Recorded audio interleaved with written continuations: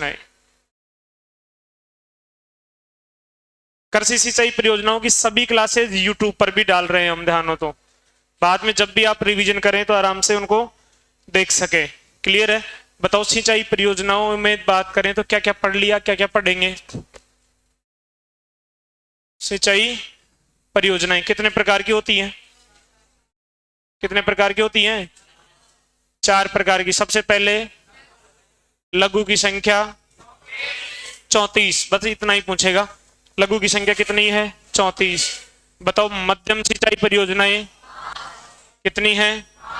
5 को डिटेल में हमने पढ़ लिया, जो कि इकोनॉमिक सर्वे में दी गई है। सरकार ने जो बुकलेट जारी किया है उसके अकॉर्डिंग पढ़ लिया अच्छे से। उसके बाद में कौन सी है? वृहद सिंचाई परियोजना, मतलब प्रमुख सिंचाई परियोजनाएं। इनकी संख्या कितनी है? 6। कितनी संख्या है भाई? उसके बाद में अभी हमारा टॉपिक चल रहा है कौन सा? बहुउद्देश्य सिंचाई परियोजनाएं। बहुउद्देश्य जिसके बहुत सारे उद्देश्य हैं। इनको भी 2 प्रकार से पढ़ेंगे। एक तो कौन सा? नदी घाटी आधारित, और फिर पढ़ेंगे हम नहरी परियोजनाएं। नदी घाटी आधारित और नदी घाटी में सबसे पहले पढ़ा हमने भांकड़ा नांगल बहुउद्देश्य परियोजना। कौन सी पढ़ा सबसे पहले? पढ़ लिया पूरा? कौन सी नदी पर है? कौन कौन से राज्यों की है? कितना पानी मिलता है, कितनी बिजली मिलती है, सबसे ज्यादा लाभ किसको? हनुमानगढ़ को। पूरी बातें हमने कर लिया। भांकड़ा नांगल के बाद में पढ़ा हमने व्यास।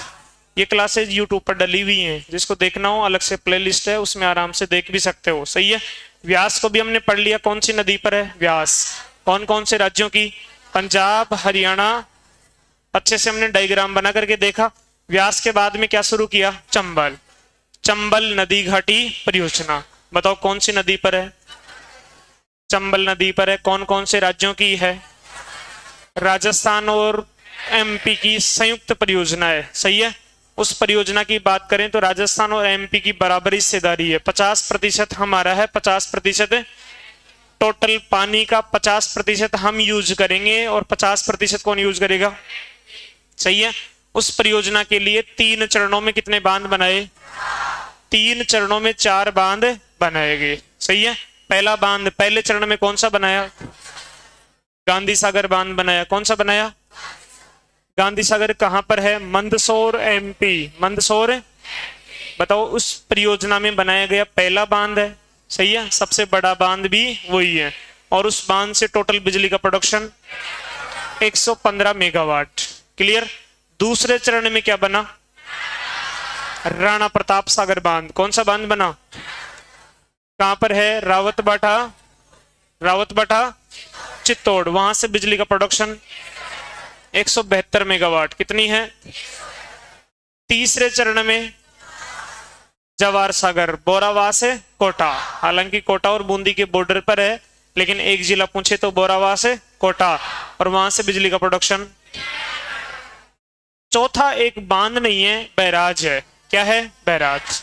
अब ध्यान से डायग्राम की तरफ ध्यान देना। आगे मैं बढ़ता हूं, इसी टॉपिक को फिनिश करता हूं। आगे ध्यान से देखना। ये आपका प्यारा भारत है। क्या है ये? भारत से प्यार करते हो? क्या कर सकते हो इसके लिए? जान दे सकते हो? ले सकते हो। देना नहीं है, क्या करना है? लेना है। बताओ इस भारत में रंगीला राजस्थान।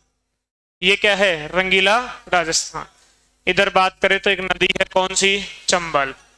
ये कौन सी नदी है भाई? इस चंबल नदी पर टोटल 4 बांध हैं, जिनमें से 3 को हमने पढ़ लिया। आज जो एक महत्वपूर्ण बांध पढ़ेंगे, लेकिन वो बांध नहीं है, वो बैराज है। क्या है भाई? वो बैराज है। वो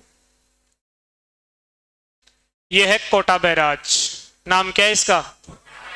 कोटा बैराज। बैराज का मतलब जिससे केवल क्या होती है? सिंचाई। बांध का मतलब जिससे सिंचाई भी हो सकती है, बिजली उत्पादन भी कर सकते हैं, मछली पालन भी, और बैराज से केवल सिंचाई। तो एग्जाम में पहला प्रश्न तो यही बनेगा कि चंबल नदी पर वैसे 4 बांध हैं, एकमात्र बांध कौन सा जिससे केवल सिंचाई होती है? कोटा बैराज। कौन सा है भाई? कोटा बैराज। केवल क्या होती है? सिंचाई। कहां पर स्थित है? कोटा में। कहां पर स्थित है? इसमें पहले चरण में बना था ये, कौन से चरण में बना था? पहले चरण में गांधी सागर बांध बना, कोटा बैराज बना। दूसरे चरण में राणा प्रताप सागर बना। तीसरे चरण में जवाहर सागर। सही है, पहले चरण में बना, कोटा में स्थित है। केवल क्या होती है? सिंचाई। ओनली क्या होती है? इसे सिंचाई होती है। अब सिंचाई किससे करेंगे भाई? नहरों से। किससे करेंगे? इसमें दो नहरें हैं। कितनी नहरें हैं? दो। एक तो बाई नहर है और एक दाई नहर है। एक तो कौन सी नहर है? बाई। और एक कौन सी है? दाई। बताओ, लेफ्ट नहर तो ये है, दिख रहा है कि सामने इधर? लेफ्ट नहर ये है और राइट नहर इधर वाली है। लेफ्ट और राइट, ये लेफ्ट है और इधर कौन सी है? लेफ्ट वाली से जो सिंचाई है वो केवल और केवल कोटा और बूंदी, कोटा और बूंदी। बताओ, बाई नहर से सिंचाई कहां कहां होती है? कोटा और बूंदी में। दाई नहर से सिंचाई होती है, बोलो सभी, कोटा, बारां और एमपी। बारां और एमपी। बताओ, बाई नहर से सिंचाई कहां होती है? दाई नहर से सिंचाई कहां होती है? अब इसके धरातल की बात करें तो इस चंबल नदी के बाईं तरफ पर धरातल तो बिल्कुल ढलान में है, इसलिए पानी आराम से चला जाता है। दाईं तरफ का जो भूभाग है, धरातल है, थोड़ा सा क्या है? ऊंचा है। और ऊंचाई की तरफ पानी को भेजने के लिए क्या करेंगे? लिफ्ट नहरें। क्या लगाएंगे भाई? लिफ्ट नहरें। तो दाईं नहर में कुल 14 लिफ्ट नहरें। कितनी लिफ्ट नहरें? 14 लिफ्ट नहरें। उनमें से 8 तो राजस्थान में है और 6 कहां पर है? एमपी में। सही है, एग्जाम में तो यही पूछेगा, दोबारा से ध्यान देना कि चंबल नदी पर स्थित कोटा बैराज, जिससे केवल सिंचाई, कौन से जिले में है ये चंबल परियोजना के प्रथम चरण में बना था। सिंचाई के लिए कितनी नहरें? 2। बाई नहर और बाई नहर से लाभ किस किस को? कोटा और बूंदी को। और दाई नहर से लाभ कोटा, बारां और, लेकिन बाईं तरफ तो पानी आराम से चला जाता है, दाईं तरफ पानी नहीं जाता। ऊंचाई है, धरातल थोड़ा सा ऊंचा है, इसलिए क्या लगा रखा है? लिफ्ट नहर। टोटल दाई नहर पर लिफ्ट नहर की संख्या 14 में से राजस्थान में और एमपी में। हमें एमपी से लेना देना नहीं है, हम कौन सी याद करेंगे? राजस्थान वाली। कौन सी याद करेंगे भाई? राजस्थान की याद करेंगे। और राजस्थान की याद करना बहुत ही क्या है? इजी है, बहुत ही सहला है। 2 दोस्त है, एक का नाम दीपक था, एक का क्या नाम था? गणेश। एक का नाम तो क्या था? दीपक, और एक का नाम क्या था? गणेश। है क्या कोई अपने? कौन है? दीपक खड़ा हो जा। गणेश जी सर, गणेश जी बोले लाऊंगा भाई, और तो कहीं ना। दीपक कोई नहीं है क्या? खड़ा हो जा भाई, दीपक खड़ा हो जा। अरे खड़ा हो जा, तेरी वजह से पूरी क्लास को टॉपिक याद हो जाएगा, उसमें क्या दिक्कत है? जब भी लोग पढ़ेंगे तेरे को याद करेंगे। मैं तो झूठे ही खड़ा हो जाऊं, कोई खड़ो करे तो मुझे। कोई खड़ो कौन है? चलो मान लेते हैं फिर। खड़ी हो जा भाई। हेलो, खड़े हो ना। घंटे निका। हाँ जी, आप भी खड़े जाओ। ये तो गणेश है और ये दीपक है ना। और तो क्या करें भाई, समानता है हमारे देश में। कोई नाम के मोहर थोड़ी लगा रखी है भाई, छोरे ही नाम निकालेंगे, दीपक और गणेश है, छोरियां भी निकाल सकती हैं। तो बताओ, टोटल कितनी लिफ्ट नहरें राजस्थान में? 8। कितनी लिफ्ट नहरें? 8। बोलो, दी पे के गणेश। अरे नहीं, गणेश क्या है?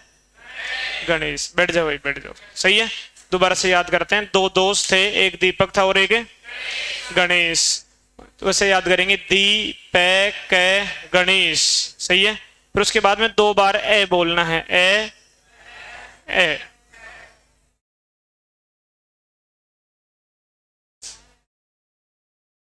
ए और ए। अरे बार मत लो। फिर है सो, फिर जा। बताओ, दिगोद। दी का मतलब? दिगोद लिफ्ट नहर। कौन सी नहर है ये?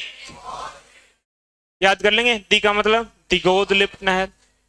पचेल कौन सी है? लिफ्ट नहर।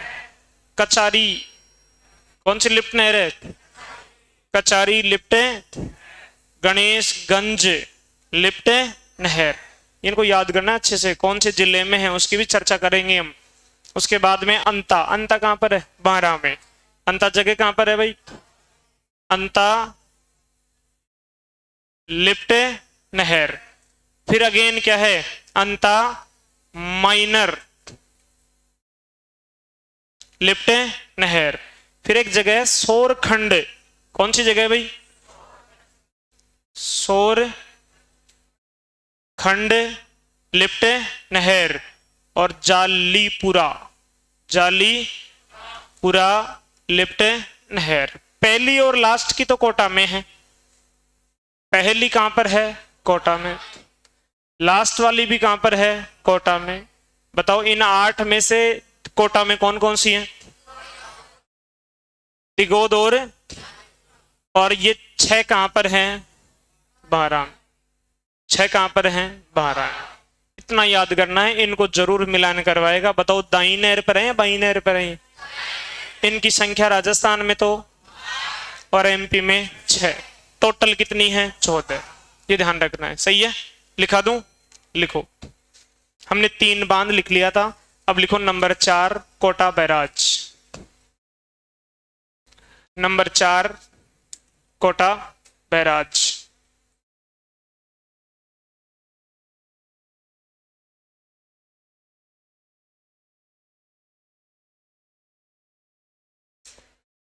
लिखो कोटा बैराज के बारे में। कोटा जिले में स्थित, आवाज नहीं भी, कोटा जिले में स्थित, कोटा जिले में स्थित, लिख दिया। नेक्स्ट लिखना।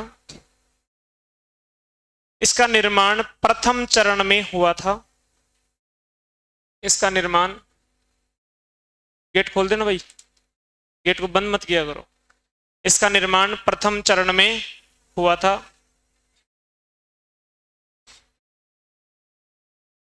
कब हुआ इसका निर्माण? प्रथम चरण में। लिखो नेक्स्ट। इससे केवल सिंचाई होती है, और इस बात को अंडरलाइन कर दो, एग्जाम में पूछा हुआ है, आगे भी पूछने की पूरी संभावना है।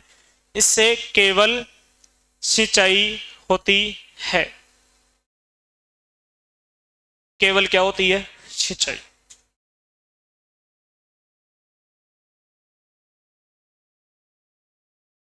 लिखो नेक्स्ट। इस बैराज से 2 नहरें निकाली गई हैं। इस बैराज से 2 नहरें निकाली गई हैं।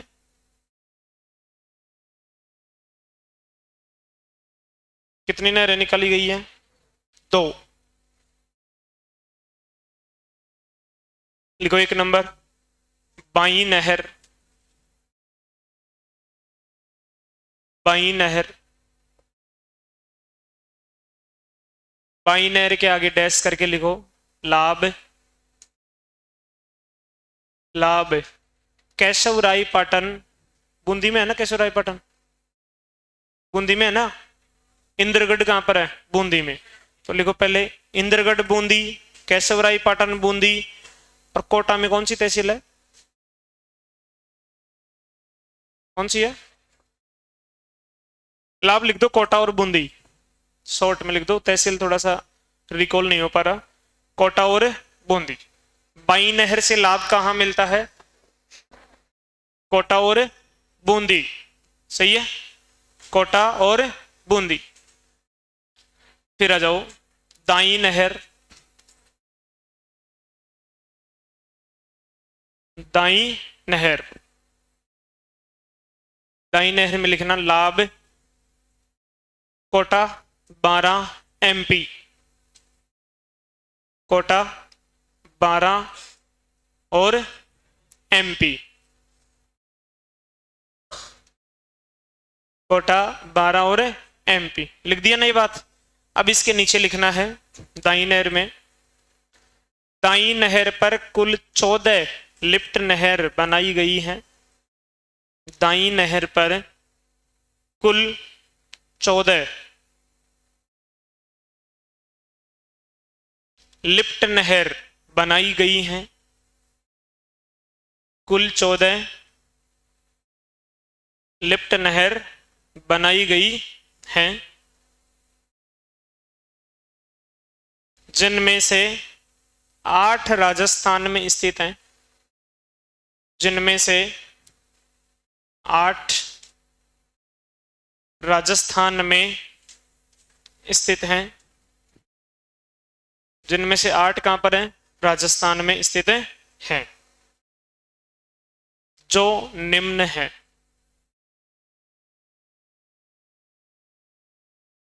जो निम्न है। अब इनको डायग्राम में याद करना है। बताओ, दिगोद लिफ्ट नहर कहां पर है, पचेल, कचारी, गणेशगंज, अंता लिफ्ट, अंता माइनर, सौरखंड लिफ्ट नहर, जालीपुरा लिफ्ट नहर। सही है। ऐसे नक्शा बनाना है। उसमें ये कौन सी नदी है, चंबल, चंबल नदी पर कौन सा बैराज, कोटा बैराज। यहां से कितनी नहर है, बाई नहर और दाई नहर। बाई नहर से लाभ किस किस को, और दाई नहर से लाभ कोटा 12 एमपी। सही है। टोटल कितनी लिफ्ट नहर, 14। 14 में से राजस्थान में 8। तो ये नक्शा बना दो, मैं इसको हटा देता हूं। आराम से तसल्ली से अच्छा नक्शा बनाना है।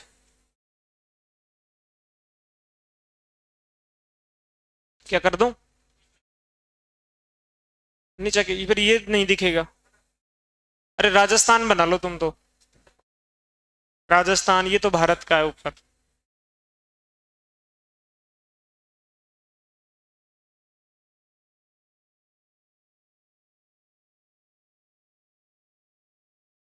बनाओ भाई बनाओ।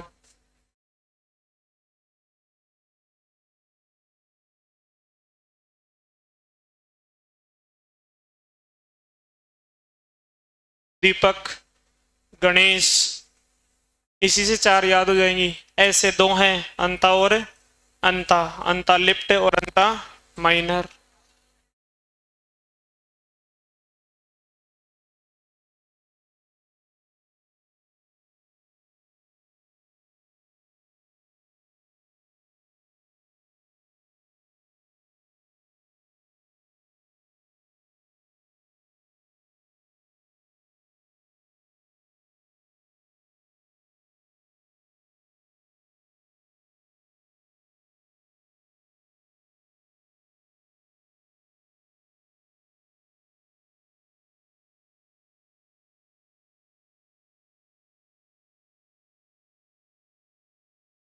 हम्म।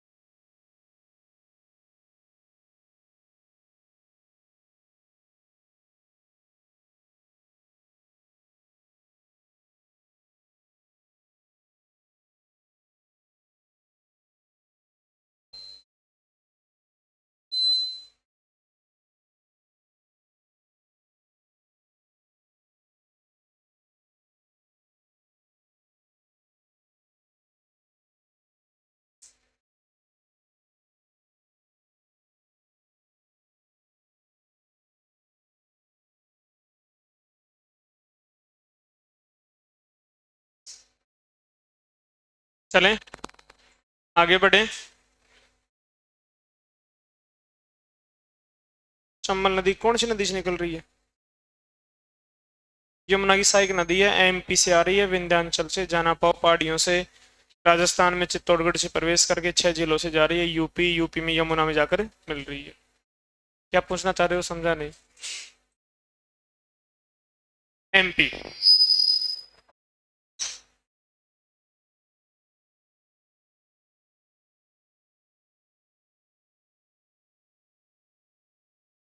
चलो भैया आगे बताओ। कोटा बैराज कौन से जिले में? कोटा में स्थित है। बैराज का मतलब केवल सिंचाई। एग्जाम में कई बार पूछा हुआ है कि चंबल नदी पे कितने बांध हैं? चारों में से एकमात्र बांध जिससे केवल क्या होती है? बताओ सिंचाई के लिए क्या बनाया गया? नहरें।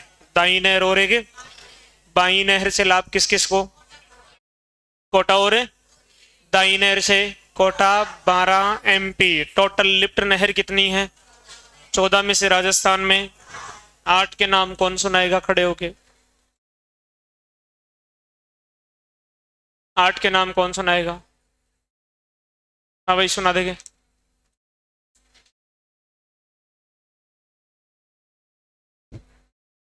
कचारी,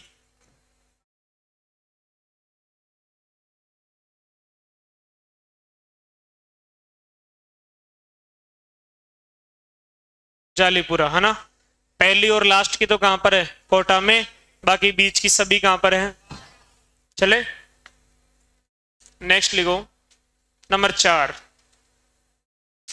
माही नदी घाटी परियोजना। 5 हो गया? 5 कैसे हो गया? 3 ही तो ही है। भाखड़ा नांगल, व्यास और चंबल। अब पढ़ेंगे माही नदी घाटी परियोजना। माही नदी घाटी परियोजना।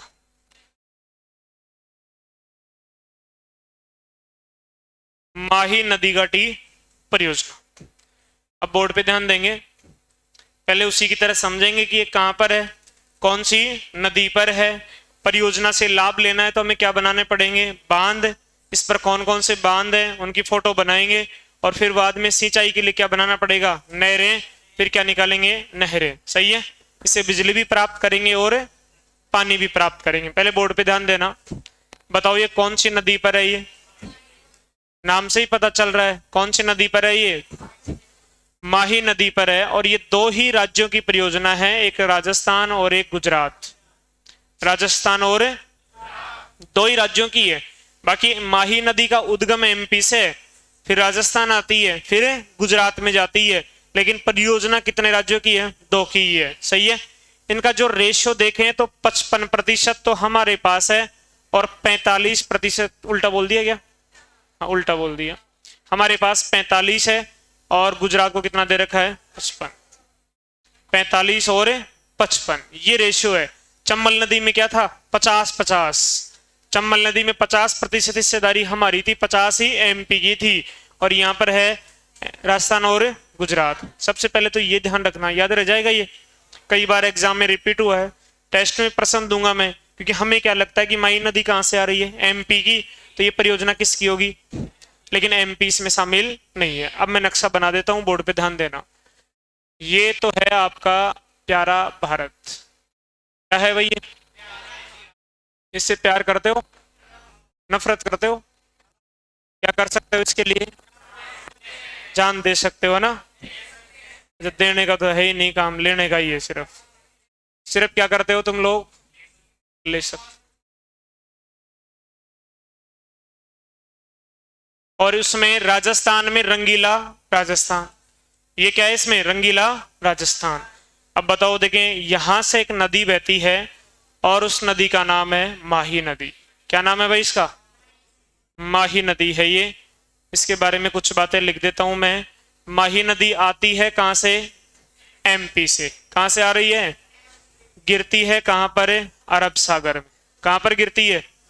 अरब सागर में। अब इस नदी से हमें लाभ लेना है, हमें बिजली का प्रोडक्शन भी करना है और सिंचाई भी करनी है। इसलिए क्या बनाना पड़ेगा? बांध। क्या बनाना पड़ेगा? बांध। इस पे 3 बांध है भाई। कितने बांध है टोटल? 3 बांध है। पहला है माही बजाज सागर बांध। पहला बांध कौन सा है? बोरखेड़ा बांसवाड़ा में है, सही है। उसके बाद में इस राजस्थान का सबसे लंबा बांध है ये, इससे पानी बहुत ज्यादा है, इसलिए इसके आगे एक छोटा बांध और बना रखा है बांसवाड़ा में, उसका नाम है कागदी पिकअप डैम, कागदी पिकअप बांध। और एक है गुजरात में, उसका नाम है कडाना बांध। बताओ देखिए कौन कौन से नाम है। ये तो कौन सा है, माही बजाज सागर बांध है, जो कहां पर है, बोरखेड़ा बांसवाड़ा। बताओ कहां पर है ये है बोरखेड़ा बांसवाड़ा में, बोरखेड़ा बांसवाड़ा में है ये।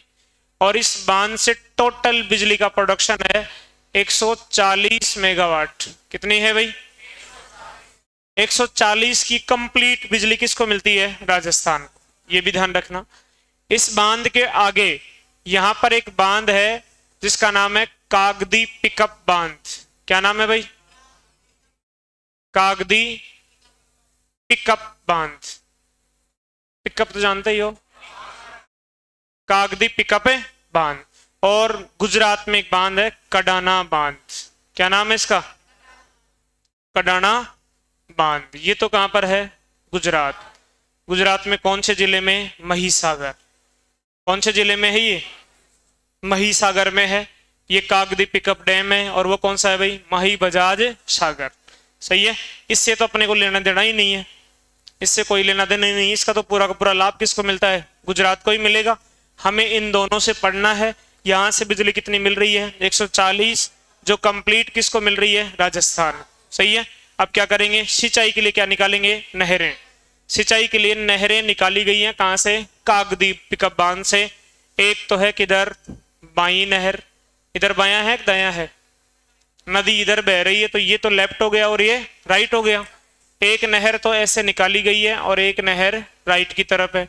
ये लेफ्ट है और ये कौन सी है, राइट है। लेफ्ट वाली का नाम है आनंदीपुर बुकिया। क्या नाम है इसका, आनंदीपुर बुकिया नहर, बुकिया नहर, जिसका लाभ मिलता है बांसवाड़ा को। किसको मिलता है इसका लाभ। और एक डूंगरपुर की तरफ जा रही है, कौन से जिले में जाती है, ये कहां पे आती है, बांसवाड़ा। ये कहां पे जाती है, डूंगरपुर। इसका नाम क्या है, आनंदीपुर बुकिया। इसका नाम है भीखा भाई सागवाड़ा। क्या नाम है भाई, भीखा भाई सागवाड़ा नहर। क्या नाम है इसका, भीखा भाई सागवाड़ा नहर। अब दोबारा से इस नक्शे को जूम करके बता देता हूं, दिख ही जाएगा। बताओ देखें, दिख रहा है क्या, साफ साफ दिख रहा है, कड़े से दिखे इतना साफ साफ, मिटन गया। चलो बताओ, ये तो प्यारा भारत, इस प्यारे भारत में रंगीला राजस्थान। दक्षिणी राजस्थान से कौन सी नदी बहती है, माही नदी बहती है। माही नदी का उद्गम तो कहां से है, एमपी से। उसके बाद एमपी के बाद राजस्थान, राजस्थान से गुजरात, गुजरात के बाद में अरब सागर। सही है। इस परियोजना से लाभ कौन कौन से राज्यों को मिलता है, राजस्थान। और राजस्थान की हिस्सेदारी 45 और गुजरात की हिस्सेदारी 55, बराबर हिस्सेदारी नहीं है। इस परियोजना में एमपी शामिल है क्या, नहीं। ये दो ही राज्यों की परियोजना है। ये बहुउद्देश्य परियोजना है। कैसी परियोजना है ये, इसका मतलब इसके बहुत सारे उद्देश्य हैं। यहां से हम बिजली का उत्पादन भी करेंगे और नहरों से सिंचाई भी करेंगे। बताओ देखिए, इसमें पहला बांध कौन सा है, माई बजाज सागर कौन से जगह पर है, बोरखेड़ा बांसवाड़ा में। ये राजस्थान का सबसे लंबा बांध है, सबसे लंबा बांध है। इस बांध से कितने बिजली का प्रोडक्शन, 140 मेगावाट। और 140 मेगावाट का कंप्लीट यूज कौन करता है, राजस्थान। सही है। उसके बाद सिंचाई के लिए बांसवाड़ा में एक और बांध है, कौन सा, कागदी पिकअप बांध से कितनी नहरें निकाली गई, एक तो दाई नहर और एक दाई नहर का नाम, बाई नहर का नाम। दाई नहर से लाभ किसको, डूंगरपुर को। और बाई नहर से लाभ किसको। उसके बाद एक और बांध है गुजरात में, कौन सा है, कौन से जिले में है, इसका कंप्लीट लाभ किसको मिलता है, लिखा दूं, लिखो तो फिर लिखो। यह है माही नदी पर स्थित है।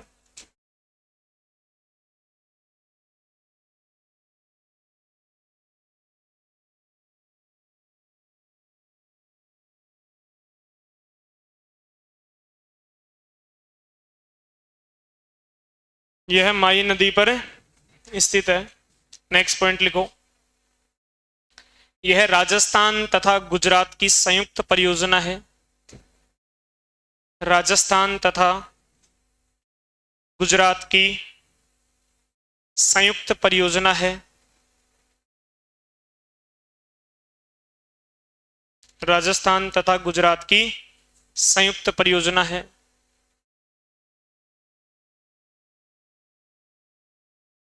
राजस्थान तथा गुजरात की क्या है? संयुक्त परियोजना है। नेक्स्ट लिखो। राजस्थान के सीध में कोष्टक बना के लिख दो 45% और गुजरात में है 55%। 45 और 55 लिख दिया दोनों। फिर आगे लिखो। पहले लिखवाता हूं, बाद में आप बनाना डायग्राम। लिखो। इस परियोजना में कुल 3 बांध बनाए गए। इस परियोजना में कुल 3 बांध बनाए गए। इस परियोजना में कुल 3 बांध बनाए गए। नंबर 1 लिखो। माही बजाज सागर बांध। माही बजाज सागर बांध।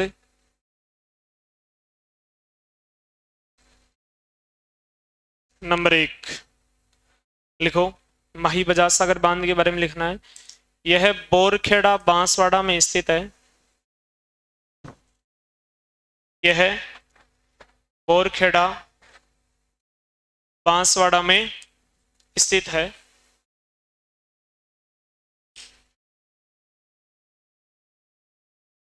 बोरखेड़ा बांसवाड़ा में स्थित है। नेक्स्ट। यह राजस्थान का सबसे लंबा बांध है।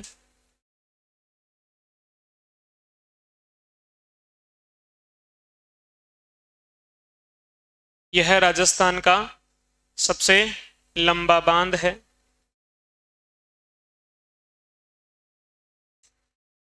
नेक्स्ट।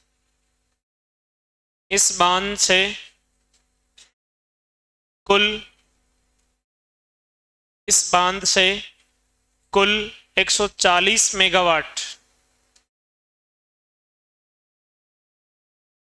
इस बांध से कुल 140 मेगावाट बिजली का उत्पादन होता है। 140 मेगावाट बिजली का उत्पादन होता है। नेक्स्ट। जिसका संपूर्ण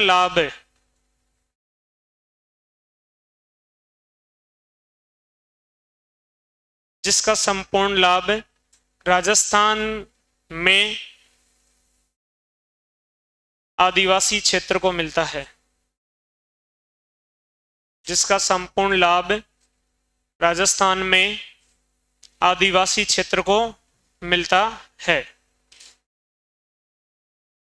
एग्जाम में पूछा हुआ है ये कि राजस्थान में आदिवासी क्षेत्र को बिजली कहां से मिलती है?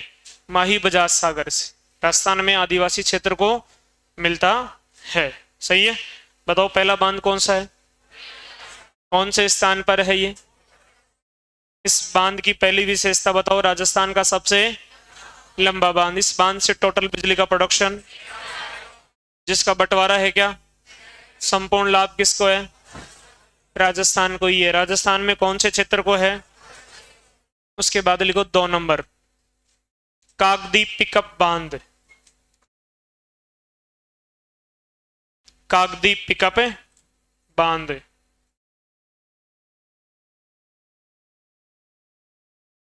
कागदी पिकअप बांध लिखो इस बांध के बारे में।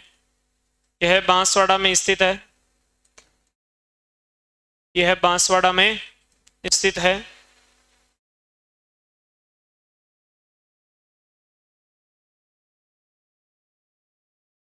नेक्स्ट। इस बांध से 2 नहरें निकाली गई हैं। इस बांध से सिंचाई के लिए 2 नहरें निकाली गई हैं। इस बांध से सिंचाई के लिए 2 नहरें निकाली गई हैं।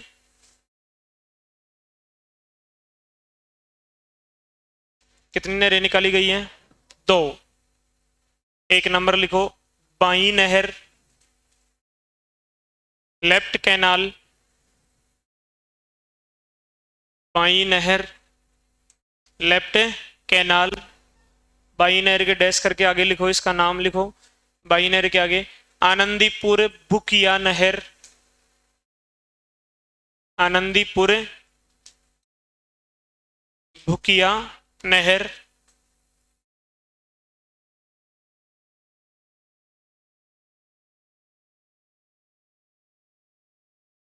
लाभ लिख दो बांसवाड़ा।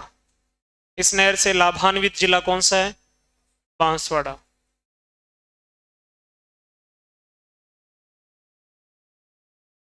लिख दिया। अब लिखो दाई नहर सेकंड, दाई नहर, और दाई नहर का नाम भीखा भाई सागवाड़ा नहर, भीखा भाई सागवाड़ा नहर।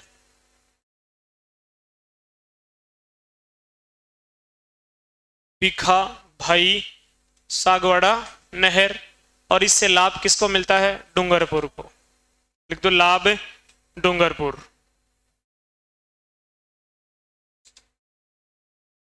लाभ किसको है? डूंगरपुर को। सही है।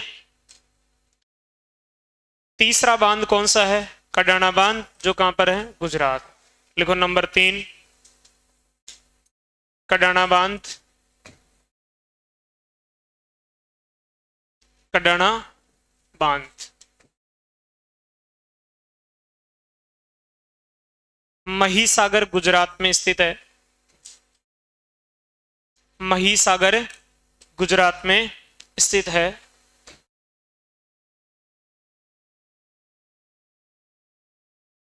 नेक्स्ट, इसका संपूर्ण लाभ गुजरात को मिलता है। इसका संपूर्ण लाभ गुजरात को मिलता है।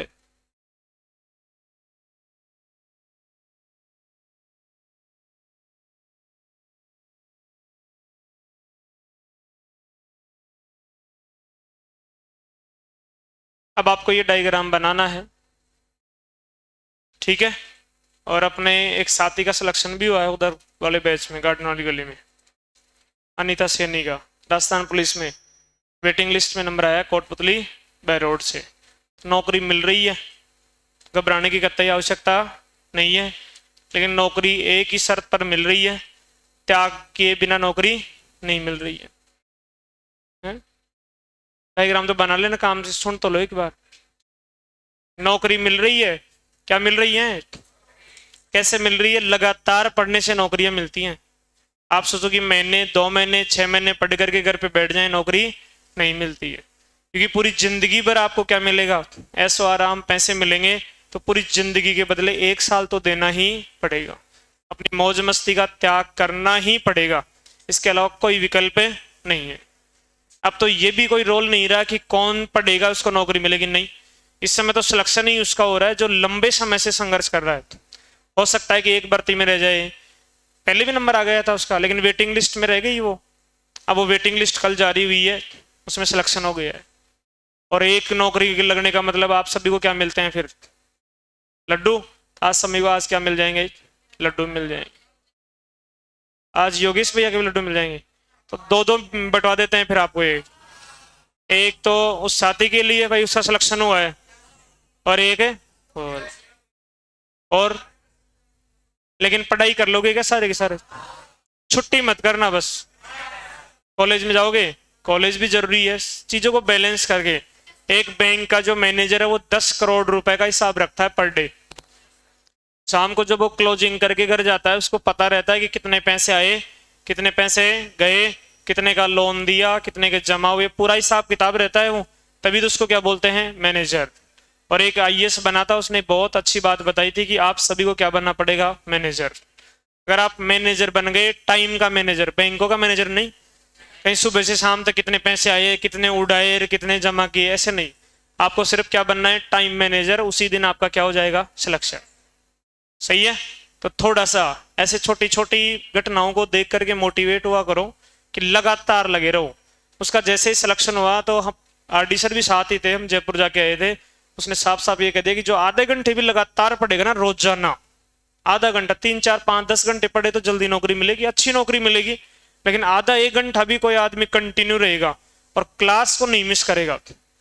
जो पुराने साथी हैं जो एक एक दो दो क्लास लेने के लिए भी आते हैं, किसी का मैथ्स कमजोर रह गया, कोई साइंस की ले रहा है, कोई ज्योग्राफी की, इकोनॉमिक्स की ले रहा है, ये क्लास यूट्यूब पे इसलिए डाली है कि जो कुछ बच्चे हैं वो नहीं ले सकते, एक क्लास के लिए थोड़ी आएंगे यहाँ पे। अब इन पूरी क्लासों को यूट्यूब पे डलवा रहे हैं, जैसे कुछ मेन क्लासेज हैं उनको भी यूट्यूब पे डाल देंगे, आराम से देख सकते हैं। बाकी पूरा कोर्स लेने के लिए ऐप पर पूरी प्रॉपर तरीके से क्लासेस डली रही हैं। इंग्लिश का कोर्स भी आज पूरा कोर्स करके अलग से कर देंगे। पढ़ाई तो आप ही करेंगे, ये पक्की गारंटी है, क्योंकि आपके पास सोशल मीडिया है, जयपुर की बड़ी बड़ी कोचिंगों के आपके पास नोट्स भी हैं, उनका एक टॉपिक उठा करके मिलान कर लेना। अगर उनसे 2 4 5 बातें एक्स्ट्रा नहीं हो तो पढ़ाई मत करना, ये एक दावा कर सकते हैं। शाहपुरा में अपने आसपास का जो परिक्षेत्र है उस सभी में सबसे अच्छी टीम है। ऐसी टीम है जो पहले एग्जाम दे चुकी है, जिस रास्ते पर आप गुजरना चाहते हो उस रास्ते को उन्होंने अच्छे से देख लिया। सरकारी नौकरियों में अधिकांश लोग, तो ध्यान रखना है। तो पूरे विश्वास के साथ में ईमानदारी से लगातार मेहनत करते रहो, सफलता मिलेगी। 2026 में मिलेगी, 27 की तो छोड़ दो, बम्पर भर्तियां आने वाली हैं। 9000 पदों पर राजस्थान पुलिस की भर्ती आ रही है। जिस दिन विज्ञापन आएगा उसके बाद बच्चे तैयारी करना शुरू करेंगे, और आप लोगों के पिछले 10 20 30 दिन से आपने चालू कर दिया, तो आप उनसे तो आगे ही हो। अब अगर आप लोग नहीं पढ़ेंगे तो फिर वो साथी आगे जा सकते हैं, बाकी आपका नंबर पक्का है, क्योंकि पिछले साल तक जो पढ़ते थे उनका तो सिलेक्शन हो गया, जो पढ़ता है उसका तो सिलेक्शन हो गया। अब बारी आपकी है, इसलिए थोड़े से डिसिप्लिन के साथ में अब पढ़ाई करने की आवश्यकता है, क्योंकि नया बैच हम 9 तारीख से चालू कर रहे हैं। अब आपको सिर्फ पढ़ाई पर ही फोकस करना है, रोजाना समझाएंगे नहीं टाबरों की तरह, अब सिर्फ और सिर्फ कुटाई चालू हो जाएगी, ध्यान रखना। छोटी सी गलती की सजा मिलेगी। धन्यवाद, थैंक यू।